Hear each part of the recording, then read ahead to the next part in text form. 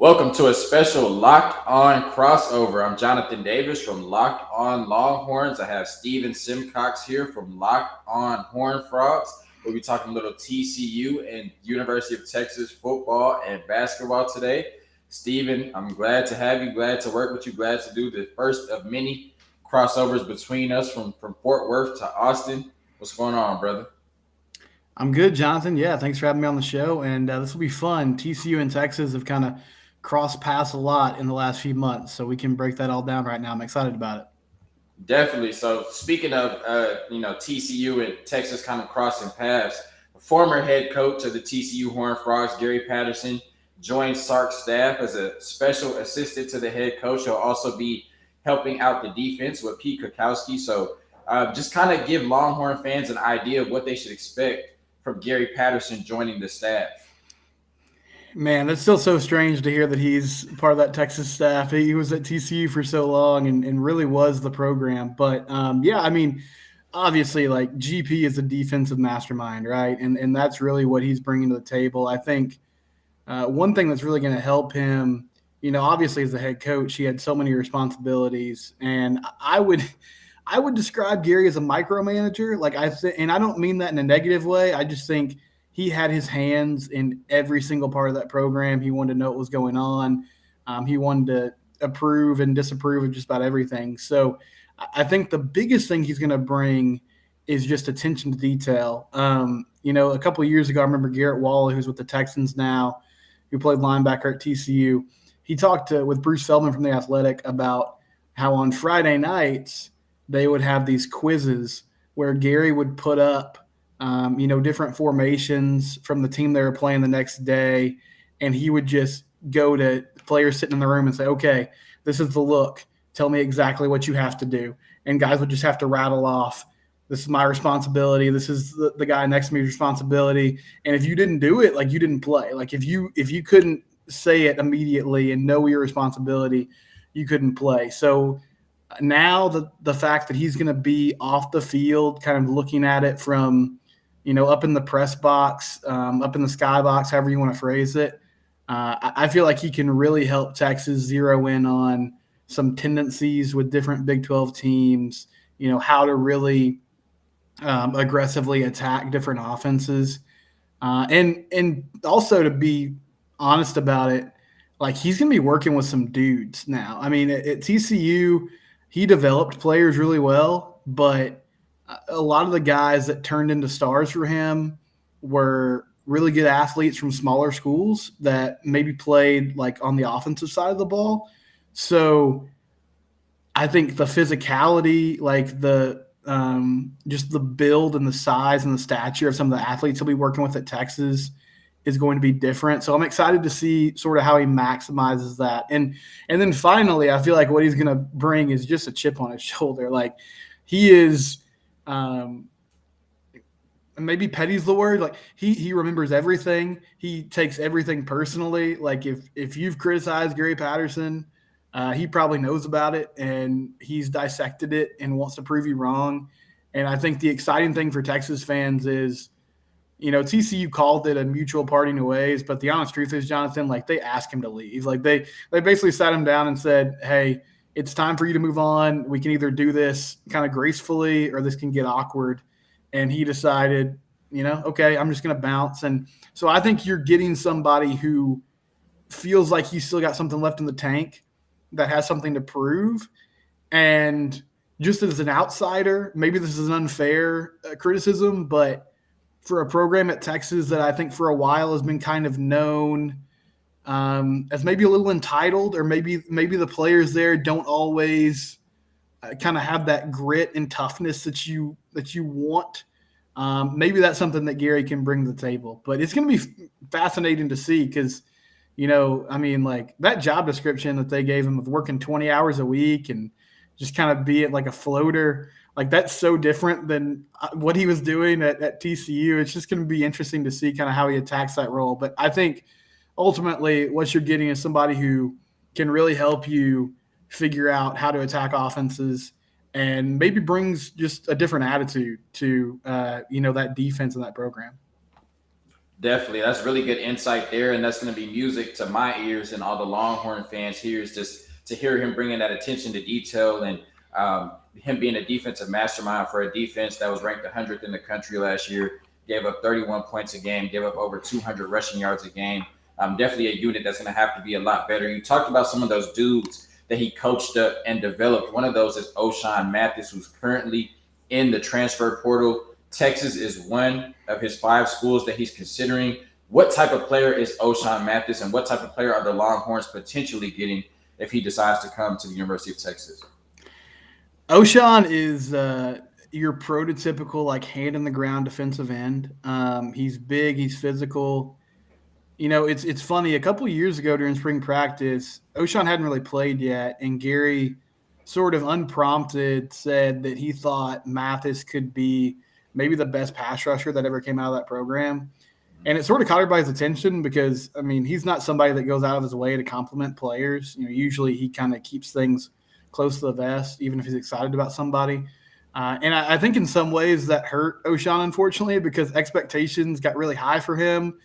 And the fact that he wasn't like just an absolute superstar sort of left a bad taste in some fans' mouths. But he's been productive. Like 2021, he had 4 sacks, which is not an eye-popping number. But back in 2020, he had 9 sacks. He can get to the quarterback. He's really strong against the run. He's a 3-year starter at this point, so he knows what he's doing. My only criticism of Ochaun would be I felt like he kind of made most of his plays against lesser competition. Like I just took a glance today, and in 2020, 7 of his 9 sacks were against Louisiana Tech, Texas Tech, and Kansas.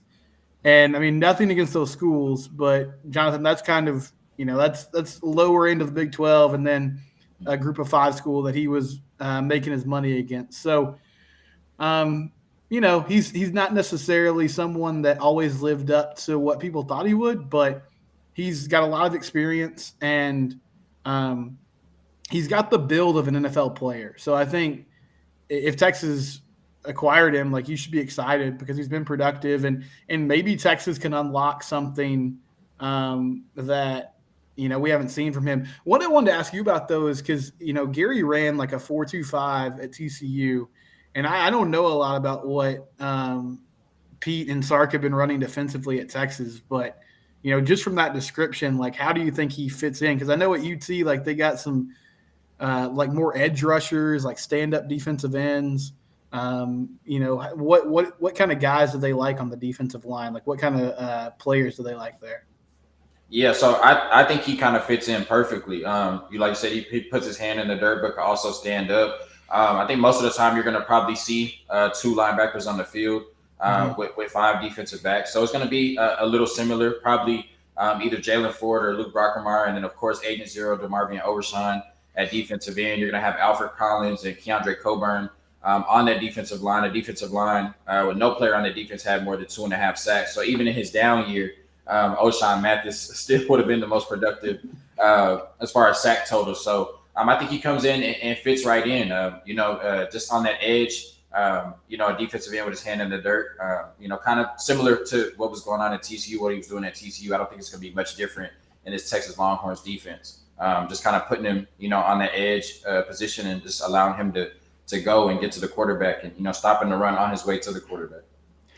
Right, and I don't know what the vibe is now. I know early on when he entered the portal, everybody sort of thought like, oh yeah, he's headed to Austin. It's just kind of a matter of him finishing out the semester at TCU. And I know in that top 5, he's got some other really good schools. But I would think the Gary connection and being close to home, I didn't get a chance to look. I should have. I think he's from Manor. I think he's a Manor high school kid. So he's right there. Like, it would make a lot of sense for him to end up at UT, and I feel like it'd be a good addition for the Horns if they got him. Definitely. The only thing that concerns me is that Ole Miss was in his top 5, and we saw that Kari Coleman decided to go to Ole Miss. So I'm not sure if he'll follow him there, but like I said, hopefully he can unlock some more of that potential at the 40 acres in Austin. So next, we're going to talk about the new head coach at TCU, Sonny Dykes, and what he brings to that program and what that potentially means for Max Duggan. But first, word from our sponsors. March Madness is only a few weeks away. That means you need to start thinking now about where you're going to be running your brackets this year. Are you going for the usual or are you looking for the best? We've done our homework here and we're running brackets with runyourpool.com. Along with standard brackets, Run Your Pool offers game types like Survivor or Pick X. They have options to edit scoring and they offer more intel to make your picks. All stuff you won't find at ESPN or CBS.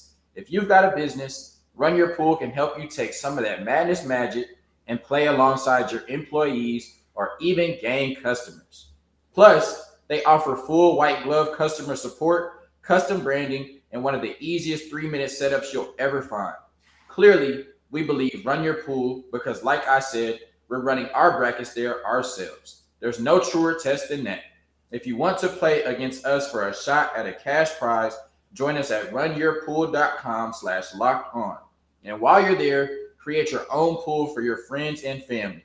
Enter Pure Madness at checkout for $10 off your custom pool. All the rules and details will be available there. That's runyourpool.com/locked on for your chance to win a cash prize. We look forward to seeing and beating you there. All right, Steven. So TCU hired a new head coach in Sonny Dykes. He came from SMU. Really explosive offenses there. I think they averaged about 38 points a game in his time at SMU. So what does he bring to this program, and what does this mean for potential starting quarterback in Max Duggan? Well, you mentioned it there, Jonathan. I mean, he put crazy numbers on offense really everywhere he's been. You talked about SMU, and he's had some great QBs there. Shane Buechele, who obviously Horns fans know really well, and then did some magic with Tanner Mordecai last year. And even when he was at Cal, and Cal kind of struggled from a wins and loss department, but they still scored points. And he was there with Jared Goff, who ended up being the number 1 overall pick. So I think that's exciting. TCU has a lot of good skill players coming back. So I feel like them plugging into that offense, it could be really explosive. Quentin Johnson had a monster year last year at wide receiver. Tay Barber's an experienced guy. There's some other names there. As far as Max Duggan goes, it's a great question. It's kind of the question. I feel like I've talked about it so much over the last few years. It's almost like the LeBron MJ debate. Like, they're TCU fans. You're not changing your mind about Max Duggan at this point. Like, either you think he is the dude and the answer, or you feel like he's kind of holding the team back.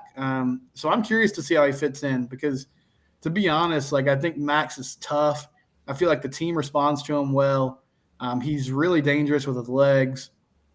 But I listed like 3 or 4 qualities there, and I still haven't gotten him throwing the football, which is probably the most important thing for a quarterback.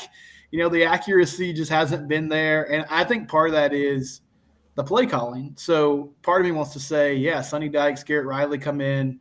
They understand his strengths more and use him more effectively, and that could work. But I don't know if he's going to turn into a great passer. And if he's not, then I wonder if they take a longer look at Chandler Morris. And then I'm still thinking that I don't know who it's going to be, but I feel like after spring ball, we're going to see some more quarterbacks enter the portal. And I wouldn't be shocked if TCU took somebody. I don't feel like it's going to be a huge name. Like, it's not going to be, like JT Daniels or somebody like that. But if they just brought in one more guy and said, okay, coming into the fall, this is an open competition, and we'll just see who ends up winning the job. But, yeah, I think it's Max's job to lose right now. I just, as a QB who's more dangerous with his legs and the power run game, that's not really Sonny Dykes' style. So I'm not sure how exactly he fits in. But it'll be a fun competition. And then, man, down in Austin, you guys got the guy in Quinn Ewers coming in. And then I guess obviously Casey Thompson transferred, so Hudson Card kind of sitting there as well. What do you make of that quarterback situation as we kind of barrel towards spring practice here? Yeah, I was gonna say we have our own, little quarterback controversy or quarrel of our own. I'm a big Quinn Ewers guy. I think you've kind of seen the Hudson Card movie before. You put him in last year. You just didn't get the production you hoped for. You ultimately went to Casey Thompson. He transferred out of the program. And so now you come back. I think Hudson Card is his job to lose. He has the advantage being in the system for a year, being in that playbook. but we all know the talent that Quinn Ewers has, the arm strength, the freaky arm talent. I think he has advanced accuracy for his age. People have concerns about the fact that he forward in his senior year, didn't play at Ohio State, so he hasn't really played real football in a couple years. But like I said, I've been beating the drum for Quinn Ewers. I think you have to put the most talented quarterback out there. And of course, you have Malik Murphy, the 4-star quarterback out of California, that's behind them too as well. So you have to put Quinn Ewers out there. And, if there's some growing pains, so be it. If he has, one or two bad games or he struggles at times, so be it. But I think you have to put the most talented quarterback out there, the quarterback that gives your team the best chance to compete for a Big 12 title and ultimately try to, if not this year, in the next year possibly, if he only stays 2 years at the University of Texas, make their first college football playoff. Now, I think with the amount of skill players that Sark has been able to put around him, with the additions he's made to the offensive line, which was a negative for the Texas Longhorns last year, I don't think with the talent that Quinn Ewers has, he'll be in a position to fail. I think he's ultimately going to be in a position to succeed. So I think you have to put the most talented quarterback out there, the quarterback with the highest upside, and you deal with the highs and lows on the football field. But with the talent that Quinn Ewers has and the type of offensive mastermind that Sark is, the additions that they made to the offensive line, the receivers that they brought in the transfer portal, just the playmakers they have, all starts with Bijan Robinson, Heisman hopeful this year. I think Quinn Ewers has to be the starting quarterback for the Texas Longhorns this year. So Horned Frog fans, Quinn Ewers, get ready. So when we play the Horned Frogs this year, hopefully Quinn Ewers is under center. And I think that's going to spell trouble for all the teams in the Big 12 not wearing burnt orange and white. But, we've kind of talked about some of you talked about some of the offensive playmakers that they have, whoever's going to be at quarterback. So just for the Longhorns fans that really aren't familiar with the roster, who are two players, let's say one returning player and then one newcomer that Longhorn fans need to worry about this year? And then we can go one player returning and then one player that's a newcomer on the Longhorn side. Yeah, I like this question. So as far as returning, I'll go with another wide receiver, and it's somebody who didn't put up great numbers last year, but Quincy Brown. His nickname is Sticks. And it was kind of – his recruitment was interesting. So he was originally going to go to Mississippi State. That didn't work out. And then last year in 2021, he just signed with TCU on signing day, and nobody really knew much about it. Like they weren't they did a good job of keeping it a secret, but he just showed up and he signed. He's a 4-star wide receiver, originally from the 2020 class, but he's got great size at 6'4", 185 pounds. I'm interested to see what Kaz Kazadi, the new strength coach, kind of does with him and putting on some weight and trying to get some mass on him as a player. But yeah, he's a fun player to watch. We saw when Chandler Morris came in there later in the season, he was able to get up and get some balls, some of those 50-50 balls. So I think, Sonny Dykes is going to find a way to use him. That'll be exciting. And then the newcomer, and I might be a little biased here because this is a kid that I covered in high school, and Longhorn fans will know him well. And I'm not trying to I'm not just doing this because I'm on the Locked On Longhorns podcast, but I'm excited about Jared Wiley at tight end. I always sort of felt like UT didn't necessarily use him in the receiving game as much as I thought they might, because when he made plays, but a huge target in the red zone, athletic build, good size. If nothing else, I feel like he could be a player that could come in and just catch some touchdown passes, in those goal-to-go situations. And then he's got that physicality, too, to block a little bit. But, yeah, I think Jared Wiley could be a good addition for this group moving forward. But what about you, Jonathan? Who are some names that you're kind of looking for UT coming into this season? So definitely a returning player. A lot has been made about Jaleel Billingsley, the tight end that's transferring over from Alabama. But I look at Jatavian Sanders, who's going to play tight end as well, the number 16 overall prospect, the number 1 athlete in the 2021 class with Quinn Ewers. Just 6'2", 255, freaky athletic build, just can make a lot of plays. And I think, talking about Sark being an offensive mastermind, just knowing how to get, the ball in his playmakers' hands. We saw Jaleel Billingsley kind of fall out of favor at Alabama. And so there's no guarantee that he's just going to step right in and be the starting tight end and everything's going to go well, even though he's familiar with Sark, having been coached by Sark at Alabama. But I think Jatavian Sanders, at the least, you use them in 2 tight end sets and create nightmares for defense, create matchup problems for defense. You can, have them as inline blockers, have them on the offensive line or hands down in the line of scrimmage, but also kind of have them flexed out wide and just create a lot of matchup problems for defenses. So Jatavian Sanders did not have a catch last year, mostly was on special teams, but I think definitely this is somebody that's going to have to defenses are going to have to game plan for this year. So Jatavian Sanders at tight end is a returning player. And then a newcomer, I'm going to go on the defensive side. So if they get Ochaun Mathis, I think that he comes in and he's probably your every down defensive end. But if not, four-star edge, I've been talking about a lot. He didn't really get he hasn't been talked about a lot because people have talked about, so much of the offensive line, the 2 5-star offensive linemen we got at Devin Campbell and Kelvin Banks. But Justice Finkley is a player I love out of Alabama, a 4-star edge. He wrestled in high school, so he's really good with his hands, really good with his technique. He can play the edge, but he can also slide down. He has the strength to play defensive tackle. He's just really strong at the point of attack, knows how to beat offensive linemen, and he's good, getting to the quarterback and stopping the run. So I think he'll start off, maybe as a rotational pass rusher, third down situations, obvious passing downs. But eventually he'll be an every down starter and be one of the best players on this defense. So somebody, that Max Duggan and Sonny Dykes and the TCU offense needs to look out for is Justice Finkley over the next few years at the 40 acres. I think he'll give a lot of teams problems, especially the TCU Horned Frogs. So really quickly, Steven, what's your outlook for TCU next year in the Big 12? I remember reading the Sports Illustrated article. They're kind of way too early Big 12 predictions, and they said that, the offensive and defensive fronts for TCU should be a lot better next year. So what is your outlook for this team in the Big 12? Yeah, it's kind of tough to call it, because it's been so long since they have a coaching change. But right now, I'm thinking like 7 to 8 wins is really where I feel like realistic expectations are for this team. Offensively, I just believe things will get figured out eventually, even if it's not super smooth at first. My concern is defensively because with the departure of Gary Patterson, they lost some guys to the transfer portal. We talked about Ochaun Mathis. We talked about Kyrie Coleman moving on. Their secondary was sort of a mess last year. They've tried to retool that, but I just think I like the hire of Joseph Gillespie from Tulsa. He did a nice job there. It's just going to take some time to sort of rebuild that position. They're trying to make up for it in the transfer portal, but this 2022 class wasn't as robust as maybe they thought it would be because they had some guys decommit with the coaching staff overhaul. So, I think 7 to 8 wins is a good sort of benchmark to shoot for. And, that gets you in a bowl game that hopefully gets you some momentum going into year 2 of the Sonny Dykes era. But I expect a solid offense with a defense that probably has to figure it out as the year goes on. What about you, Jonathan? I mean, I know you mentioned all those great guys in the trenches. Like, they really have retooled that O-line and D-line with some of those NIL deals and just the way they've recruited that heavily. How do you feel about Texas going into this year?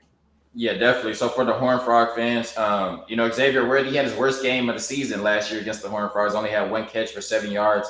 He's going to be much improved. Whoever's at quarterback, hopefully it's Quinn Ewers, Bijan Robinson coming back, on the offense, one of the best players in the country. Isaiah Nair, the transfer from Wyoming, originally committed to Tennessee, and now he's coming to the University of Texas. He had 878 yards last year, 12 touchdowns. So the Horned Frogs need to look out for him. Jordan Whittington, if he can stay on the field. I talked about Jaleel Billingsley and Jatavian Sanders. And then the improvements on defense, with just the 8 defensive linemen that they brought in the trenches, 5 defensive backs. And then you talked about, Gary Patterson being a defensive mastermind. So I think that defense is a lot better. I'm drinking the Kool-Aid. I'm bleeding burnt orange. I think we win the Big 12 next year. I think that Oklahoma State and Baylor take a step back. I think that Oklahoma is still going to be really good, but I think that Texas wins the Big 12, honestly. And I really believe that. I think we have the talent, and I think that, this is the time. Now, it's going to take a big jump. I'm talking about a team that had a lot of mental breakdowns last year and went 5-7. But when you look at it, they had leads in a lot of those games, blowing, an 18, 21-point lead to Oklahoma. They collapsed in the second half against Iowa State, collapsed against Baylor, collapsed against Oklahoma State. So they easily could have won 8-9 games with all of the issues they had last year. So I could be being a fan, but I think that they get it together this year and they ultimately compete for a Big 12 title. And I think they win it. So that's the outlook for the Texas Longhorns and the TCU Horned Frogs going into next season. Next, After the break, we talk about the biggest game on the schedule for both of those teams, and then we get into a little bit of basketball to close out this locked on crossover between TCU and Texas here on the Locked On Podcast Network. Football might be over for this season, but basketball is in full steam for both pro and college hoops. From all the latest odds, totals, player performance props to where the next fired coach is going to land, BetOnline.net is the number one spot for all your sports betting needs. BetOnline remains the best spot for all of your sports scores, podcasts, and news this season. And it's not just basketball. BetOnline.net is your source for hockey, boxing, and UFC odds right to the Olympic coverage and information. Head to the website today or use your mobile device to learn more about the trends and action. Bet online, where the game starts. All right, Steven. So really quickly, before we get into the basketball, the biggest game on TCU's schedule next year is? I'm going to throw a curveball here. SMU. So they didn't play SMU in 2020 because of COVID. They ended up 6-4, but the two seasons before that, or the season before that, Jonathan, they lost to SMU.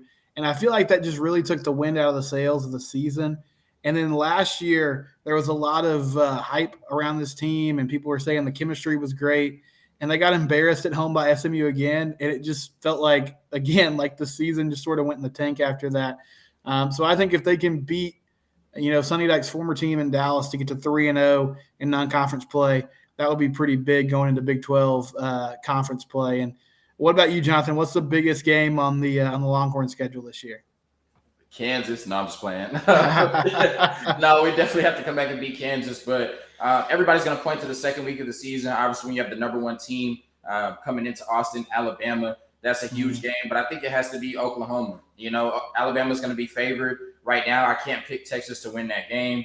But when you have the lead that you had last year on Oklahoma, 21-point lead, and you allow them to score 25 points in the fourth quarter, just to prove that Sark is the right coach for this program, to prove that Texas is capable of getting over the hump, you have to come back and have a strong showing against Oklahoma. Like you talked about, kind of that rivalry between TCU and SMU. Obviously, it's not on the level of the Red River rivalry, but you can't go out and lose to Oklahoma in consecutive years the way that you blew that lead and kind of collapsed against them. So definitely the Red River rivalry is circled on my schedule. They have to beat them this year, given the way that the game played out last year, definitely. So it's going to be Oklahoma for me in the Red River rivalry. They have to win that game, regardless of what happens in the second week of the season against Alabama. So really quickly, TCU basketball has been on fire, beating Texas Tech, beating Kansas. They play Kansas again tonight. So just,